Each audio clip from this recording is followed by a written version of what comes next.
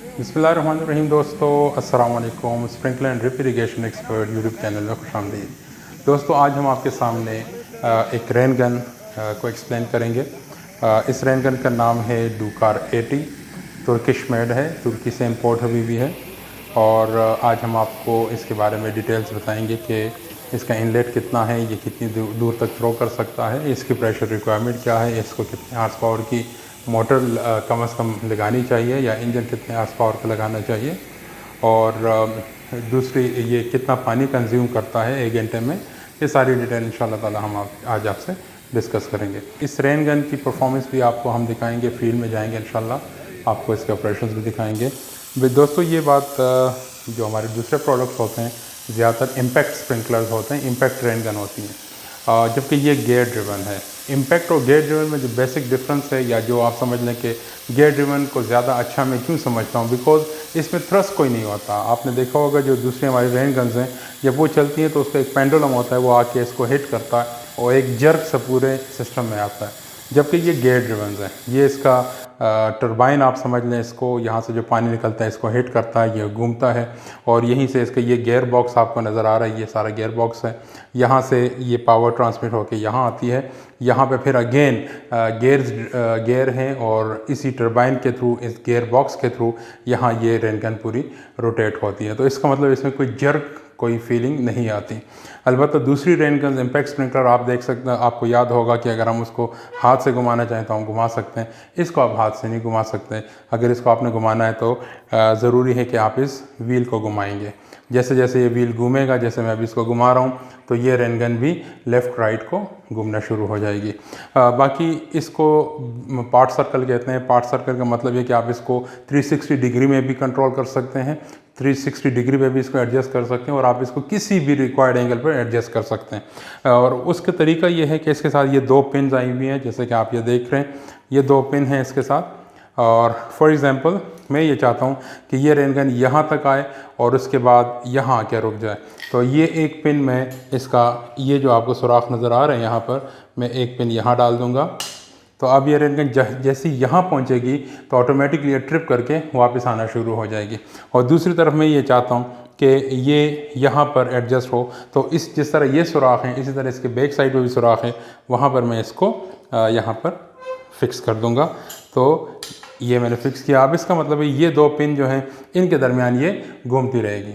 अब आप चाहते हैं कि नहीं, इसका मैं रोटेशन ज़्यादा करना चाह रहा हूँ। फॉर एग्ज़ाम्पल आप चाहते हैं कि यहाँ से शुरू हो और पूरी घूम के आए और यहाँ तक ये पानी लगाए, और ये जो एरिया है ये इससे यहाँ पर पानी ना लगे, तो इस पिन को आप अकॉर्डिंगली, ये पिन है और ये जो सुराख हैं मुख्तलिफ़ जगहों पर, वहाँ पर आप इसको फिट कर दें, तो अब ये इसकी एडजस्टमेंट्स हो जाएंगी।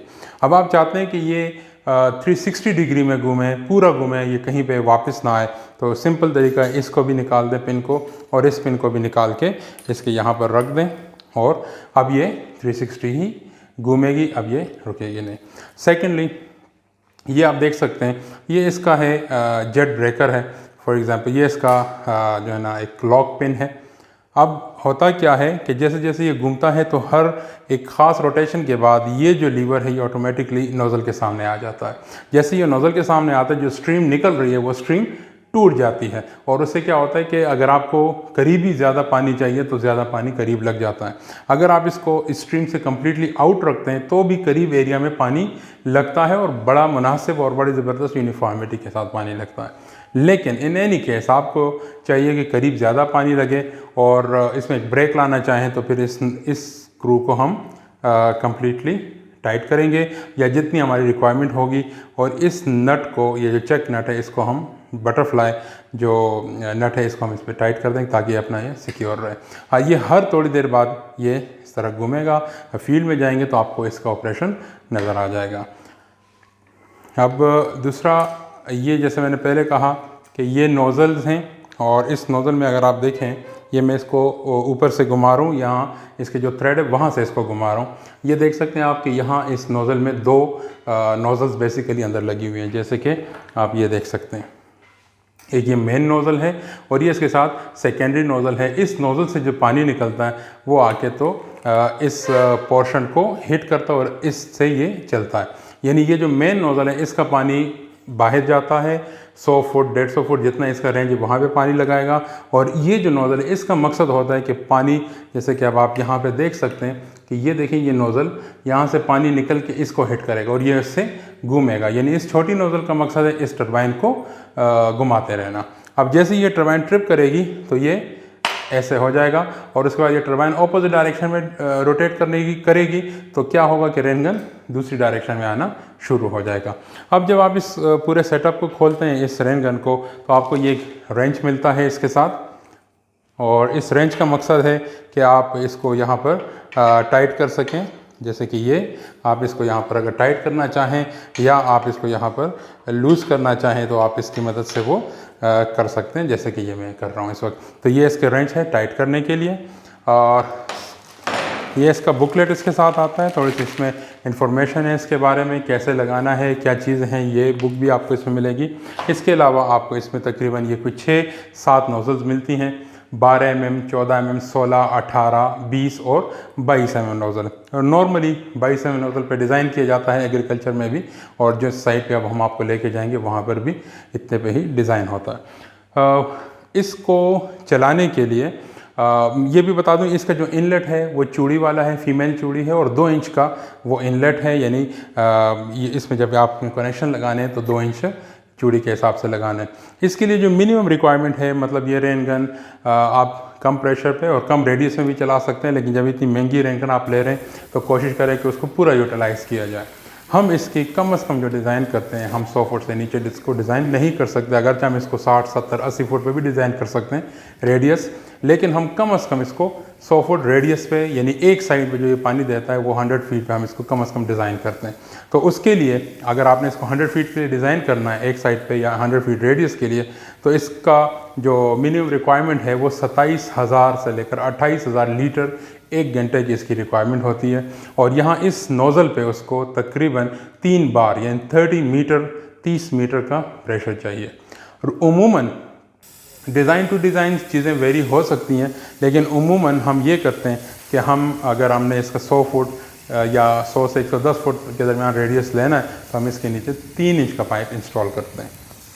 बाय द वे, अगर आप 22 इंच की नोज़ल यूज़ करें और साइट आपकी बहुत बड़ी साइट नहीं है और आप 10 आर्स पावर की मोटर यूज़ करें तो ये तकरीबन 120 फुट से लेकर 125 फुट रेडियस, यानी एक साइड पे 120 से 125 फुट तक पानी फेंक सकता है। अगर आपने इसकी नोज़ल चेंज करनी है वो भी बहुत सिंपल है।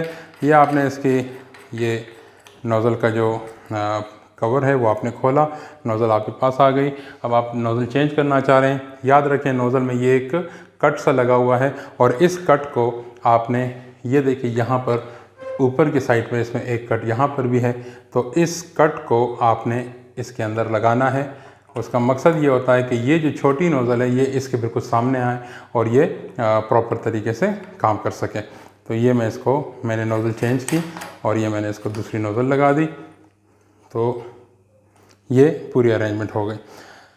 और जैसे मैंने आपको कहा कि आप इसको 7.5 आर्स पावर की मोटर से भी चला सकते हैं। उस केस में आपको ये तकरीबन 90 से 100 फुट के दरमियान थ्रो एक साइड पे देगा। अगर आप 10 आर्स पावर लगाते हैं, जो मैं उम्मन रिकमेंड करता हूँ कि इस रेन गन को चलाने के लिए कम से कम 10 आर्स पावर की मोटर ज़रूर यूज़ करें, और वो फिर आपको 115, 110, 125 फुट तक भी इसकी थ्रो एक साइड पे जा सकती है अगर आपने 22 नंबर का नोज़ल लगाया और 10 आर्स पावर की मोटर यूज़ कर रहे हैं। लेकिन ये बात याद रखें कि डिपेंड करता है, ये सारा सिस्टम डिज़ाइंस पे डिपेंड करता है, आपने कैसे डिज़ाइन बनाया है, आपने कहाँ रख के इसकी डिज़ाइनिंग की है। लेकिन ये मैं जस्ट आपको एक रैंडम फिगर्स बता रहा हूँ ताकि आपको थोड़ा सा आइडिया हो जाए। और दूसरा ये कि अगर आपकी साइट बहुत बड़ी है, 15 एकड़, 20 एकड़, 25 एकड़, तो फिर हार्स पावर मोटर के चेंज हो सकते हैं, ज़्यादा की तरफ जा सकते हैं। ये वो पॉइंट्स हैं अलबत्ता कि यहाँ पर आपको ग्रीस करना चाहिए, और ये जो रेन गन मैन्युफैक्चरर है वो रिकमेंड करता है कि आप इसमें ज़रूर इसके 200 घंटे जब ये चल जाए तो फिर आप, जिस तरह हम ट्रैक्टर के साथ एक ग्रीस गन होती है, हम ग्रीस यूज़ करते हैं, तो ये पॉइंट है ग्रीस लगाने का, और ये पॉइंट, तो ये एक पॉइंट इसके साथ एक और भी है दूसरे साइड पे। तो ये 3 पॉइंट या 2 पॉइंट्स हैं जहाँ पे आपको हर 200 घंटे जब ये चल जाए उसके बाद आप इसको ग्रीस करें तो बेहतर होगा। दोस्तों इस रेन गन की जो सबसे अच्छी बात है और जो इसका प्लस पॉइंट वो है इसका रेन कर्टन। जिस तरह आप ये देख रहे हैं ना, ये पूरी स्क्रीन पे आपको जो रेन गन की थ्रो नज़र आ रही है, जो इसकी तकरीबन 120 या 125 फुट थ्रो है इस वक्त। इस पूरे थ्रो में अगर आप गौर से देखें तो एक जैसे पानी लग रहा है, यानी आपको एक रेन कर्टन हम इसको कहते हैं, एक जैसे आपको लग रहा है पूरा हल्का हल्का पानी ज़ीरो से लेकर रेन गन जहाँ से लगी हुई वहाँ से लेकर तो 125 फुट तक मुसलसल आप देख सकते हैं कि हल्का हल्का पानी गिर रहा है। और ऐसा भी बिल्कुल नहीं है कि कहीं पे ज़्यादा गिर रहा है कहीं पे कम गिर रहा है। 19-20 का फ़र्क तो ज़रूर होता है डेफिनेटली, लेकिन ओवरऑल अगर देखें तो ये एक जैसे पानी लगा रहा है। और इस रेन गन की सबसे बेहतरीन बात यही है क्योंकि ये गेयर ड्रिवन है, इसमें इम्पैक्ट कोई नहीं है, तो इसका ये एक एडिशनल एडवांटेज है कि जो इम्पैक्ट के रेन गन है उनकी भी यूनिफॉर्मिटी अच्छी होती है, लेकिन इम्पैक्ट की वजह से थोड़ा सा डिस्टर्ब हो सकती है। लेकिन ये गेयर ड्रिवन है तो इसमें आप ये देख सकते हैं, आपके सामने ये चल रहा है इस वक्त, अगर नोट करें तो ये एक जैसा पानी लगा रहा है और यही इसकी बेहतरीन बात होती है। और इसका फ़ायदा अगर आप ये घास के लिए लगा रहे हैं, अगर आप इसको फसलों के लिए लगा रहे हैं तो ये एक बेहतरीन बात होती है कि पूरे फसल सारी जगहों पे एक जैसा पानी लग रहा होता है। तो उम्मीद है कि दोस्तों ये वीडियो आपको पसंद आई होगी। अगर आपको ये रेन गन चाहिए या इस किस्म के सिस्टम इंस्टॉलेशन करनी है तो स्क्रीन पर दिए गए नंबर पर आप रब्ता कर सकते हैं। इंशाल्लाह हम आपकी भरपूर मदद करेंगे। Thank you very much. अस्सलाम वालेकुम।